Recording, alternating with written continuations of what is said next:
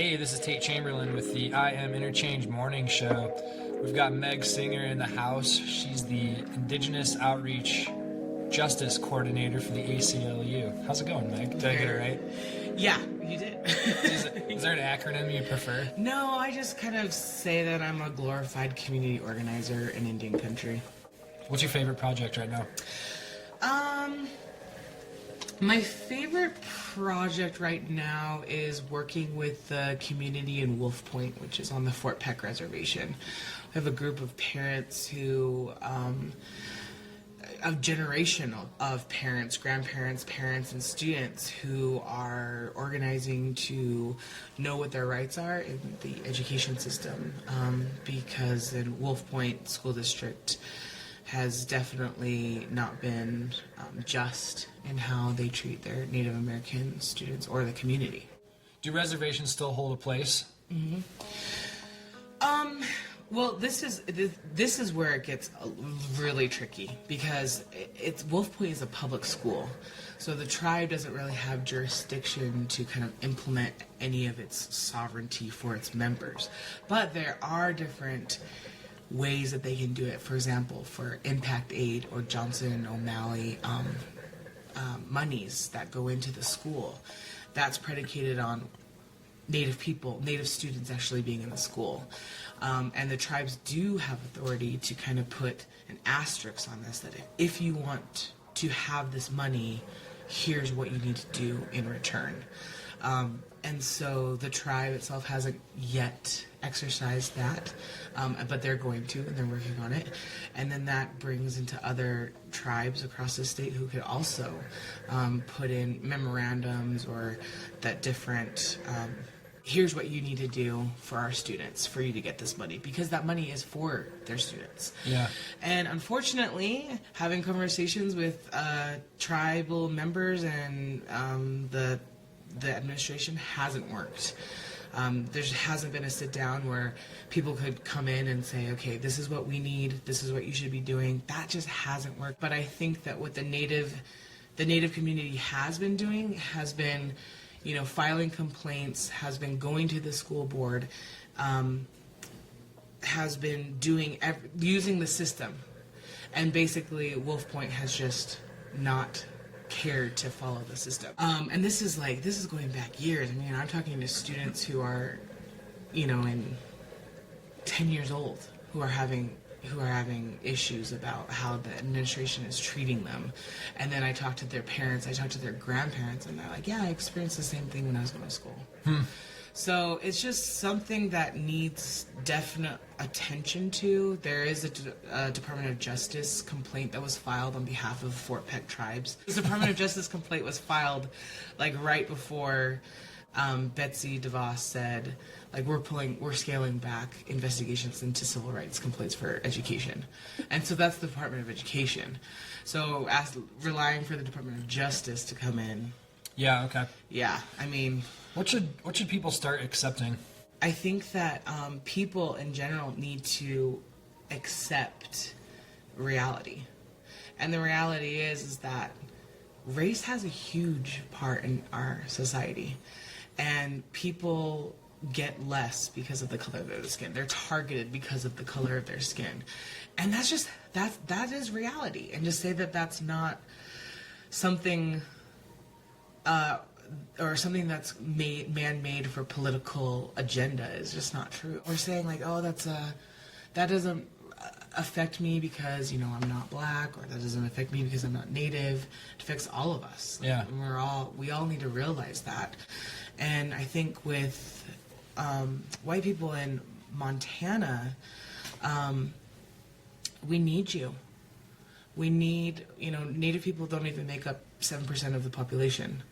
And so we need our allies, and more importantly, we need our alliances. We need people who are gathering together and starting to talk about these things, and then standing with us on these issues. So for the people in Wolf Point, for the people in Havre, for the people in Crow that we're also working with, we're going to need our non-Native allies and our non-Native alliances to get things done.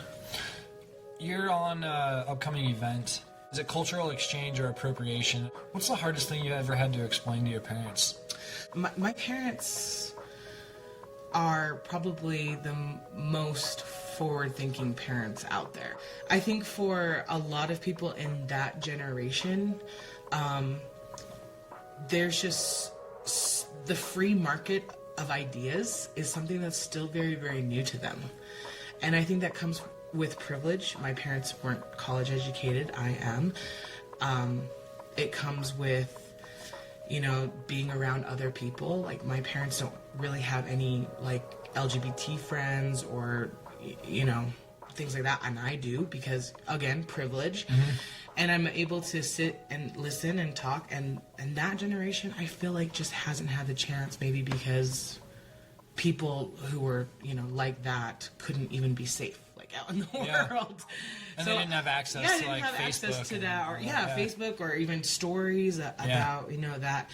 And so a lot of it is, brand new. I had a conversation with my parents about gender identity, and they totally got it. But it took a little while for them to get it, So it was me being patient and going it's okay if they don't get it the first time I explain what gender identity is. Yeah. And then they were just oh, okay. Oh, okay. Well, whatever, So my parents are wonderful, but again, generation is an issue. You brought up kind of the sharing of ideas, mm-hmm. right? So how does that fit into appropriation? I mean, we can talk about art and, people wearing headdresses at music festivals. Appropriation isn't just, I'm not part of this culture and I'm just going to wear this thing, or I'm going to say this thing, or I'm going to act this thing. Cultural appropriation is taking the sacredness of that culture out of context and using it outside of that context for your own purposes. And that right there is just power. Okay. Who can actually do that? For example, Native people have only had the right to their own religion since 1978. Oh, I see. So, so there have been... Still kind of new. Oh, yeah. Still kind of getting fought for, still kind of a thing. And then you put in other power dynamics like Christianity, where, and then you put other dynamics of... Money. If you haven't had the culture for your life, for your parents' life, then how are you going to learn it? So, for example, my dad speaks fluent Navajo. Navajo was his first language. He got off of the reservation because there was no work for him. He had to work 3 jobs when I was growing up. He wasn't around to teach me Navajo, so I don't know Navajo. It's things like that. There are things that were systemically, socioeconomically in place for Native people to lose that. Does the U.S. purposefully make life on the reservation hard so they move off of the reservation to assimilate? That was actually one of the policies for the federal government. It was the relocation era. And they basically got to the point where the history of reservations was, okay, you can't have any land. Okay, here you can have this land. Oh, reservation systems aren't working, so we'll take you and put you in urban areas. Yeah. So it was after World War II, that baby boomer, where they would take them and say, hey, you want to go get a job? We're going to send you to Cleveland, or we're going to send you to Chicago, or we're going to send you to Salt Lake, and we're going to do that. So then what happens is the reservation loses all of that social capital. How can you actually change things when there's nobody there? That's interesting. Kind of the refugee process deals with that. They call it brain drain. Right. Taking problem solvers out of the area that need it the most. So then what happens is that these people who have been off reservation for so long, they want to go back and they want to go help their people. They want to go help the homeland. But there's no jobs. There's no housing. There's nothing for them to go back to. And so then that's why you have this huge influx of urban natives, where more natives actually live in urban areas than on reservations. And that number is increasing. For Northern Cheyenne, it's half. Wow. For Navajo, it's 2/3. Is that good or bad, or what would you prefer? I mean, personally, I wish that I could go live on my reservation, because my reservation was in my traditional homeland, and not a lot of tribes have that. So when I go home, it's this is where my people emerged, this is where they were created. But I grew up in Salt Lake, and I'm an urban Indian, and so my community was, I was a city slicker, and all of my Native friends, they were also city slickers, and I grew up, going back to the reservation, month after month visiting, and that's what I grew up, and it was great. I saw B. Yellowtail speak at Innovate Montana, and she brought up that she was going to try and start bringing manufacturing jobs back to the reservation. There are lots of indigenous entrepreneurs that kind of have that vision. Oh yeah, there's a lot of, there are so many entrepreneurs that want to, and I think that a lot of the things that they run into is like infrastructure. Where can they actually set up shop? For the most part, I think that tribal governments want that because it creates economy, it creates jobs, it creates money. Does it create the problem though? Like, basically depending on funding from the U.S. government rather than, building your way out of it? Well, that's the thing is so all of our economy, all of our anything, and I'm saying our as in all federally recognized tribes, have to go through the government.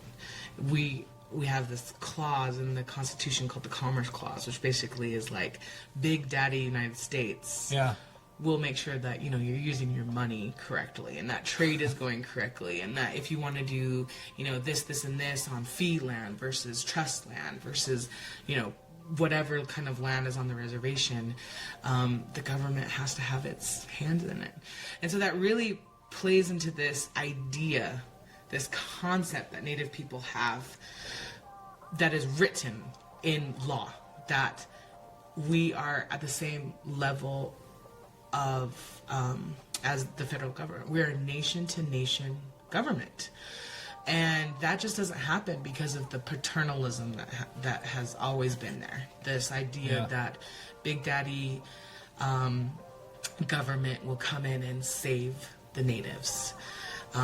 Do it this way. No, do it that way. Okay, well, none of it's working, so now you're on your own. And that's where we're at right now, is that we're having generation upon generation of never being able to actually do it ourselves, and then now having the chance to do it, but then having no funds, or to have no social capital, or to have, not enough, people who are the free thinkers, or who, do whatever, or who are burdened by other things like racial discrimination, sexual assault, drugs, poverty, homelessness. So it's just kind of like this, stew of like, how do you actually get out? And my personal mantra and the work that I do is that education of your rights as a tribal people, culturally, politically, your rights as a Montanan, your rights as a federal, citizen of the United States. I'm working with a group of 4 people. There are 2 couples who were barred entry into Reed Point during a basketball game, and they were told that they couldn't enter in at that time because they were only letting white people in. And they were, of course, floored. They go back to their community and they tell people, like, this happened to us. Oh yeah, that happened to me. That happened to me the other day. And then they go and tell non-native people in Montana, and non-native people, what do? I can't believe that. How could that happen? Outrage. That is insane. So that's the difference of a lot of things, and the only bridge to that is education. Is there a nationalism that's created by being on sovereign land? I've been thinking a lot about that, and I think, again, the term or the idea of nationalism is really an interesting one. And I still argue that nationalism is, and the idea of a nation is a Western concept. And so it's very, very close to patriotism, where you're like, you're together. It's either you're, an economy, a shared history. It's all of these things, but it's based on this idea of all of the people that are within this border, right? So it's American. Why are Americans different than Canadians? Well, because there's a border going through that, really, essentially. Because we're probably the same kind of people, probably the same socioeconomic things that are going, we're race and everything, but really it's that border that cuts it. So with Native people, like borders and the idea of like cutting it off, I think that that's a new concept that we never had. We always had exchange with other tribes. We always had, fights, but we, came to each other's aid. We worked together. This idea that, so I think nationalism on the side, I think nationhood is something that everybody can get on board with that idea. I think even Americans have that idea of nationhood, like based in patriotism. But I think that like when you go down that path of saying like, because you're on sovereign land, like you have this nationalism and you have this idea that, you're going down this way and you're better than any other tribe, and I don't think that that's actually there. I think that Native people are still trying to get the minimum what has been promised to them in treaties. So yeah, I mean, like, I think nationalism will be a huge conversation, especially in the upcoming months, but I still think that that's a Western concept. I think that Native people, and I think Americans and non-Native people, we should always be questioning everything. Yeah. But where do you draw the line without like offending somebody, or do we just have to accept that we'll probably offend somebody and have to forgive? Because we're learning. I think that comes with practice. I think it comes with time. I think that making sure that you're in positions where like you can have friendships with people and just ask those questions. Because if you were just some random person at the store who was like, "Are you Native?" "Yeah." "Okay, so you guys are nationalists." Like, I think that would be like, what the hell? Yeah. No. Did you just see what happened in Charlottesville? Like, that's the idea of everyone's nationalism. But actually getting to a place or going to spaces where people of color or Indigenous people own them and have welcomed you in to discuss these things, because these things should be discussed. Mm-hmm. I think that that's a better approach, or in just saying like, hey, I have a question. I think it might be completely off color. Maybe it's tone deaf, but here it is.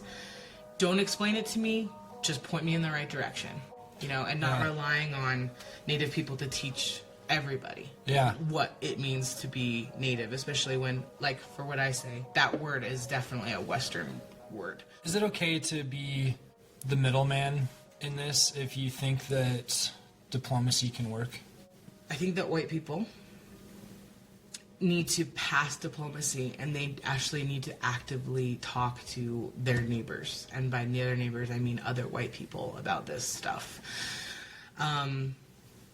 Social media is a funny little place, right? And so I've been able to see conversations that I would never be a part of, just because I'm not in those circles of predominantly white people who are trying to activate and trying to control things and trying to change things. And I see a lot of issues there where they just will not think about talking to other white people. They want to, what about if we do this? And it's like talking to Native people, talking down to Native people usually, or talking about this, talking about immigrants. But actually having conversations and creating like this core group of like white people who are like, oh, that's very, very far and few between.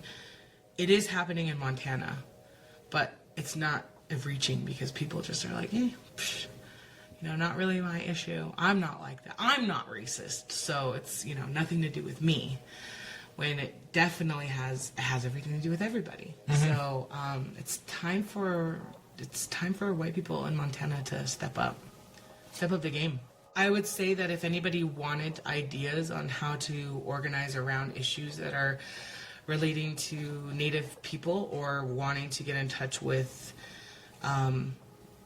Native people who are like organizing and who need help or need allies, then they can contact me through email or through ACLU of Montana website. Great, thanks. Yeah, no problem. Thanks. Meg Singer, everyone. This is the I Am Interchange morning show. Meg's going to be on our Is It Cultural Exchange or Appropriation Dialogue and Debate on October 18th in Bozeman. Stay tuned. I Am Interchange is supported by listeners like you. If you'd like to make a social investment, visit our Patreon page, www.patreon.com/I Am Interchange. That's IAM Interchange.